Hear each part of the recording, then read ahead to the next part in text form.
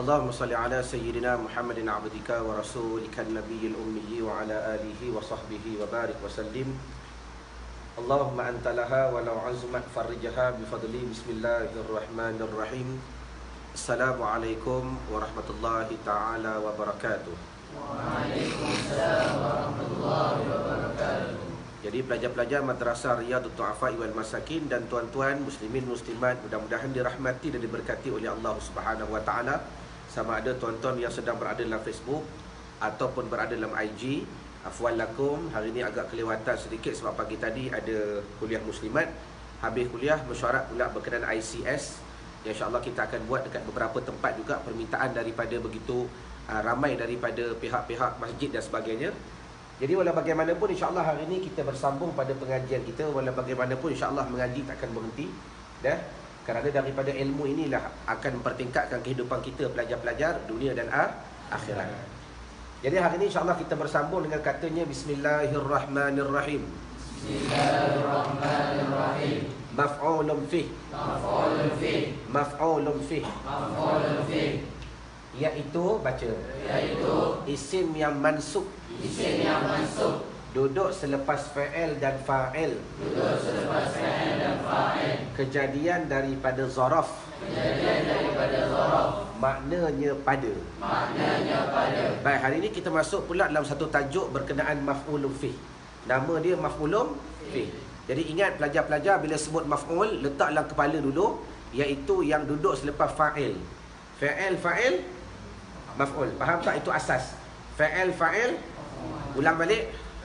Fa'il maf'ul. Ulang balik. Fa'il maf'ul. Dan maf'ul tu pula ada yang maf'ulun bih. Lagi? Maf'ulun fih. Lagi? Maf'ulun mutlaq. Nampak? Yang cerita maf'ul hal nanti dulu. Cerita maf'ul dulu. Tak apa dah, jawapan tu betul. Dan cerita istilah maf'ul dulu. Ada maf'ulun bih. Ada maf'ulun fih. Ada maf'ulun ma'ah. Ada maf'ulun li ajlih. Banyak lagi maf'ul. Itu asas yang perlu kita ketahui dahulu. Yang walau bagaimanapun tuan-tuan, dalam gaya bahasa Arab ni, kadang-kadang maf'ul boleh ke depan. Yang tu cerita lain. Faham? Yang tu cerita lain. Macam syair lah. Syair ni, kalau dalam bahasa biasa, dah kita susun dengan elok. Tapi bila jadi syair, kadang-kadang ayat dia pun tak faham. 2 lah 3 kucing berlari. Contoh. Dah, benda yang tak ada cerita. Faham tak? Jadi begitu juga gaya bahasa Arab ni. Kadang-kadang dia boleh berubah. Maf'ul ke depan, fa'il ke belakang. Yang tu nanti dulu. Belajar asas, fa'il, maf'ulun bih. Baik, hari ni kita masuk pula fa'il, maf'ulun fih. Maf'ulun fih ni apa? Iaitu isim mansub. Asas dia apa? Isim yang mansub. Duduk selepas fa'il dan fa'il sama juga. Isim mansub ni dia duduk selepas fa'il dan fa'il. Kejadian daripada zaraf. Perkataan dia tu mesti daripada zaraf. Zaraf dah dapat kan? Sumtu yauman, dah bukratan. Tak dapat lagi? Tak dapat lagi belum? Kelas 1 tak dapat lagi? Belum. Fasal 4. Kelas depa. Dapat dah? Belum. Fasal 4 baru dapat zaraf. Baik. Cuma ringkas dia, maf'ulun fih ni iaitu isim mansub. Dia duduk selepas fa'il dan fa'il dan kejadian daripada zaraf. Makna pada. Misalnya baca. Safartu lailan. Ingat zaraf ni cuma 2 je. Pertama zaraf makan, kedua zaraf zaman. Zaraf ni apa? Iaitu masa dan tempat. Masa dan tempat. Pada satu hari, pada satu malam, pada satu petang, pada besok hari, pada subuh hari. Itu dipanggil zaraf. Zaraf zaman. Zaraf zaman. Kalau zaraf makan macam mana? Atas, bawah, dekat, belakang, sisi, kanan, sipi, atas kepala. Nampak? Semua tu dipanggil zaraf makan. Makan tu maksud tempat. Dah? Tulis. Kan ustaz suruh buat buku. Setiap kali ada perkataan yang semirip bahasa Melayu, tulis. Makan. Makan makna apa? Tempat. Dah? Imkan. Perkataan makan tu tempat. Baik. Misalnya baca. Safartu lailan. Telah musafirlah oleh aku. Lailan ni apa? Malam. Datang daripada zaraf.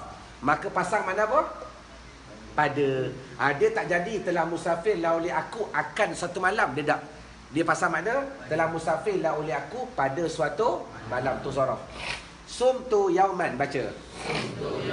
Telah berpuasa lah oleh aku pada suatu hari. Telah berpuasa lah oleh aku pada suatu hari. Tengok yauman ni dipanggil zaraf. Zaraf apa? Zaraf zaman, masa, hari, malam, subuh. Baik. Dan dia pula mansub, duduk selepas fa'il dan fa'il. Sumtu, soma, somu, somat, somata, sumna, sumta, sumtuma, sumtum. Baik. Alhamdulillah. Dan tiap-tiap isim masuk duduk selepas fa'il dan fa'il, dan kalau dia daripada zaraf pasang makna maka jadilah sumtu yauman, baca. Sumtu yauman. Telah berpuasa lah oleh aku pada suatu hari. Baik. Yang kedua, kadang-kadang, baca. Didapati serupa dengan maf'ulun fih. Dengan makna pada. Tetapi bukan daripada zaraf. Dinamakan mansubun binaz'il khafidi. Mansubun binaz'il khafidi. Dinasabkan akan dia dengan dicabut huruf khafat. Baik. Ada yang kedua, ingat dia, yang ni dalam Quran banyak. Dalam Quran banyak, dalam kitab banyak. Tiba-tiba je dia seekor maf'ul bih. Dia tiba-tiba je dia seekor dia apa tu? Dia bagi dua tanwin dah. Tetapi dia bukan daripada zaraf. Tetapi pasal makna pada. Dah dalam Quran ni banyak ni. Misalnya baca. At-tanwinu nunun sakinatun. Lafzan wala haqqan. Bermula tanwin itu nun yang mati. Lafzan pada lafaz. Tidak pada tulisan. Lafzan ni daripada zaraf ke? Bukan. Haqqan daripada zaraf ke? Dia bukan zaraf makan, dia bukan bicara masa, dia bukan bicara tempat. Bermula tanwin itu nun yang mati. Ingat, ustaz wajibkan apa tu? Fasal 3 baca pada. Bermula tanwin itu nun yang mati pada lafaz, dan tidak pada tulisan. Jadi lafzan ni kalau kita nak buka, dia akan jadi fi lafzin. Maknanya seolah-olah begini. Fi lafzin. Bermula tanwin itu nun yang mati pada lafaz, tidak pada tulisan. Kemudian mansubun binaz'il khafidi. Dinasabkan akan dia, tengok elok-elok. Dinasabkan akan dia, munasab, dengan dicabut huruf khafat. Dia buang huruf khafat. Faham? Jadilah ia lafzan. Contoh nafsan, banyak dalam Quran nafsan, pada nafsu, dah pada diri. Tapi dia bukan zaraf. Nampak tak? Jadi kalau jumpa dalam kitab, dalam Quran, i'rabnya mansubun binaz'il khafidi. Mansubun binaz'il khafidi. Bermakna pada bacaan ada makna pada tulisan tak ada. Jelas? Habis. At-tanwinu, baca. Nunun sakinatun. Lafzan wala haqqan. Bermula tanwin itu nun yang mati pada lafaz, dan tidak pada tulisan. Dia tak ada fi, tapi dia macam maf'ulun fi. Dia macam maf'ulun fi. Jelas? Habis.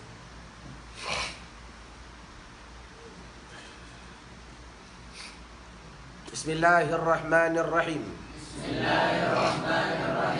Munada. Dah? Antara perkataan Arab juga yang kita guna dalam bahasa Melayu. Dah? Nidak tu apa? Seru. Munada tu dipanggil seru. Baik. Munada, baca. Iaitu isim yang mansub. Duduk selepas huruf nida. Maknanya hai. Baik, munadak ni apa? Munadak ni lain sikit. Cuma dia dalam bahagian isim yang mansub.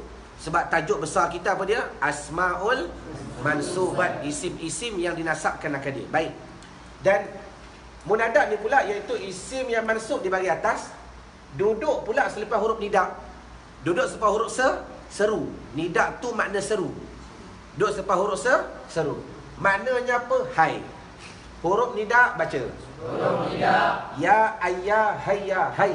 Ya hayya hayya hai. Dah? Biasa dengar tak? Hayya. Lu pergi mana? Nampak? Dia seru tak? Nampak? Makna bahasa Arab ni merebak pada seluruh hati-hati mak. Hayya. Tu hayya tu. Nampak? Ya ayya hayya hai. Jadi semua ni makna apa? Hai, makna hai lah. Huruf dia seru. Dah? Makna hai. Baik. Munadak ada 5, baca. Munadak ada 5. Pertama, mufrad alam. Dibina atas dhammah. Misalnya ya Zaidu. Ya Zaidu. Jangan silap tulis. Nanti hampa confuse. Biasa ustaz kata kalau tak ada alif lam bubuh. Kalau tak ada alif lam bubuh tanwin. Kalau tak ada tanwin bubuh alif lam. Dengar dah?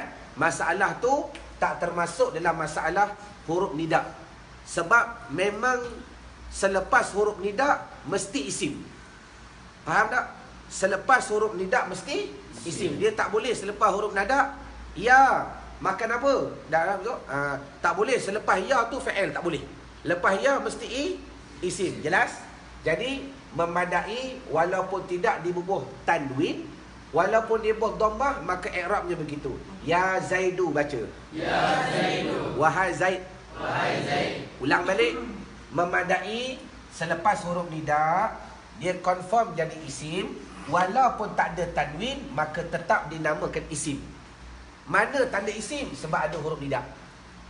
Nampak? Sebab ada huruf nidak. Yang kedua baca. Yang kedua. Nakirah maqsudah. Nakirah maqsudah. Dibina atas dhammah. Dibina atas dhammah. Misalnya ya rajulu. Ya rajulu. Baik, apa beza dia? Yang ni mufrad alam. Mufrad alam ni memang mufrad. Orang yang tunggal kita tuju dia. Wahai Syahmi, contoh. Wahai Syahmi. Tuju dia tak? Itu dia panggil mufrad alam. Baik.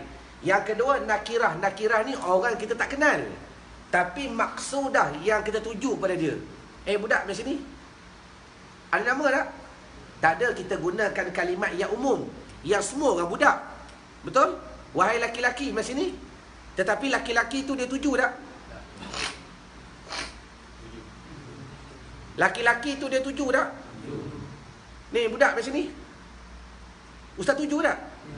Tuju ke dia? Nama tak kenal. Contoh, nama kita tak kenal. Itu namanya nakirah maksudah. Jadi cara nak bina ayat kalau nakirah maksudah dibina atas dhammah. Ya rajulu. Dah? Ya ashabu, wahai sahabat. Mana siapa sahabat? Banyak. Tapi ada seorang tu tak kenal nama. Wahai sahabat di sini. Nampak? Wahai abalong di sini. Faham tak? Dia tu tak ada nama khusus. Kita gunakan nama umum tapi kita tuju kepada dia. Macam ustaz ramai. Ustaz-ustaz di sini. Tak kenal nama dia. Ya ustaz. Ya ustaz. Wahai ustaz di sini. Faham tak? Padahal ustaz ramai. Jelas? Tu namanya nakirah. Nakirah ni orang kita tak kenal. Tetapi maksudah yang kita tuju kepada dia. Yang ketiga baca. Yang ketiga. Nakirah ghairu maksudah. Nakirah ghairu maksudah. Kata-kata orang buta. Kata-kata orang buta. Yang dimansubkan. Yang dimaksudkan. Yang ketiga, ada pula dipanggil munadak, dipanggil nakirah ghairu maksudah. Nakirah tu dahlah kita tak tentu. Dan kita tak tuju. Tak tentu dan tak tuju. Wahai laki-laki tolong. Contoh, kita kena rompak. Weh tolong aku, weh tolong laki-laki tolong. Siapa nak tolong? Ikut dan lah, siapa yang dengar dia tolong. Dia tuju tak? Dia tuju tak? Tak. Ni pakat-pakat turun belakang ni ambil barang. Ustaz kata. Pakat-pakat turun belakang ambil barang. Ustaz tuju kepada siapa? Siapa yang dengar? Siapa yang dengar dia tu, dia turun. Betul tak? Tu dia panggil nakirah ghairu maksudah. Dahlah kita tak tahu. Lepas tu kita tak tuju. Pakat-pakat kulli kita hantarkan kepada semua. Tu namanya nakirah ghairu maksudah. Dan cara penulisannya dimansubkan ya rajulan. Ini sebagai contoh kata-kata orang buta. Kata-kata orang buta. Ni tolong pakcik ni, tolong pakcik ni. Siapa nak tolong? Dia panggil orang tapi dia tuju dah. Dah ikut dah lah siapa nak tolong dia. Jelas? Yang keempat baca. Yang keempat. Mudhaf. Mudhaf. Dimansubkan. Dimansubkan. Misalnya ya mujibad da'awati. Ya mujibad da'awati. Yang keempat cara nak menulis huruf nida, kalau dia idafah, kalau dia mudhaf ilaih, maka dimansubkan, dibariskan dekat atas. Ya mujibad da'awati, baca. Ya mujibad da'awati. Wahai yang memperkenankan segala doa. Yang memperkenankan segala doa. Ingat, jangan silap tulis. Ingat dah, dalam pembacaan doa, benda ni banyak orang buat salah. Biarlah kita kata ke orang, yang penting kita belajar. Kalau benda yang idafah, contoh, ya Muhammadun. Ya Muhammadun. Seorang tak? Seorang ada idafah tak? Baik. Tapi kalau Rasulullah, idafah tak? Contoh, tengok sini. Kameraman, nampak sini? Satu, Muhammadun. Kedua, Rasul. Baik. Nak tambah ya. Tambah ya, tambah ya. Kasih berbagai apa? Ya? Ya? Ya Muhammadu. Sebab dia mufrad alam. Nama yang kita makruf. Yang ni? Ya Rasul. Tak dengar kuat sikit? Ya Rasulullah. Ha? Ya Rasulullah. Tak dengar kuat sikit? Ya Rasulullah. Depan ke atas? Ha? Depan ke atas? Atas. Ni mudhaf. Kaedah munadak mudhaf dimansubkan. Ya Rasulullah. Ya Nabi. Tak baca ya Rasulullah. Tahu dah kalau jerit baca ya Rasulullah, tak reti bahasa Arab. Tak kata ke dia. Dah. Tapi kita faham orang tu tak tahu bahasa Arab tu, tak tahu kaedah. Kalau mudhaf, ya Rasulullah. Ya Rasul. Sebab Rasulullah mudhaf dengan. Kalau Rasul seorang je, ya Rasul. Nampak? Barulah jadi balik. Ya Rasulu balik. Ya Rasul, wahai Rasul. Dah? A'tini, berikan kepada kami. Dah? Ya Rasulu. Tapi kalau tambah Allah, dia jadi idafah. Baca ya Rasul. Ya Rasulullah. Nampak? Sama nama Aiman. Nama dia idafah tak? Nama dia idafah tak? Abang Aiman. Aiman Al-Hakim. Aiman, satu nama kan?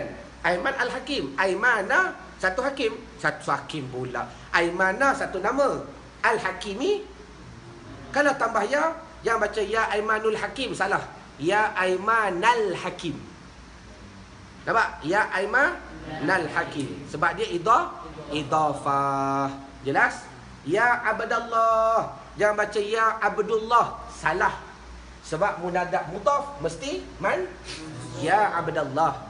Wahai hamba Allah. Nampak? Jelas? Apa lagi siapa nama yang ada mudhaf?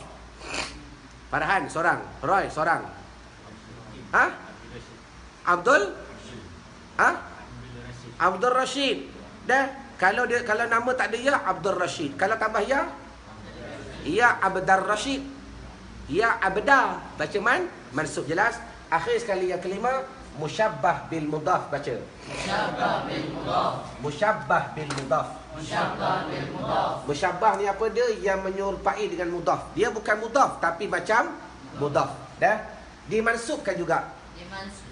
Misalnya, ya tali'an jabalan. Ya tali'an jabalan. Nabbih nafsaka. Nabbih nafsaka. Wahai yang mendaki bukit.